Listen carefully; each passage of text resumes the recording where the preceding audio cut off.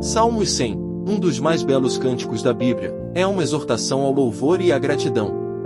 Ele nos convida a celebrar a bondade e a fidelidade de Deus, a reconhecer a sua soberania e a nos alegrar em sua presença. Façam barulho com alegria para o Senhor, todos os habitantes da terra, diz o Salmo. Esta é uma chamada para todos nós, independentemente de quem somos ou de onde viemos, para expressar nossa alegria e gratidão ao Senhor. Não é uma alegria superficial, mas uma alegria profunda que brota do reconhecimento de quem Deus é e do que Ele fez por nós. O Salmo continua: sirvam ao Senhor com alegria, entre na presença dEle com cânticos alegres. Servir a Deus não é um fardo, mas um privilégio.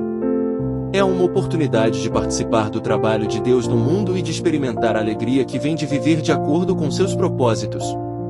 O Salmo nos lembra que Deus é nosso Criador. Saibam que o Senhor é Deus. Foi Ele quem nos fez, e somos dele. Esta é uma verdade fundamental que muitas vezes esquecemos. Somos criação de Deus, feitos à sua imagem e semelhança.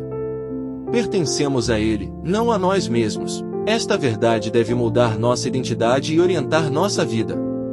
O Salmo termina com uma afirmação da bondade e fidelidade de Deus.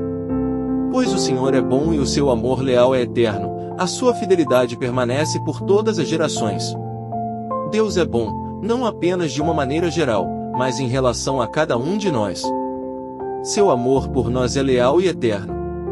Ele é fiel, não apenas por um tempo, mas por todas as gerações. Portanto, que esta reflexão sobre o Salmo 100 inspire você a viver com alegria, a servir a Deus com gratidão, a reconhecer sua identidade como criação de Deus e a descansar na bondade e fidelidade de Deus. Que ela o motive a fazer barulho com alegria para o Senhor e a entrar em sua presença com cânticos alegres. E que ela o encoraje a proclamar a bondade e a fidelidade de Deus a todas as gerações.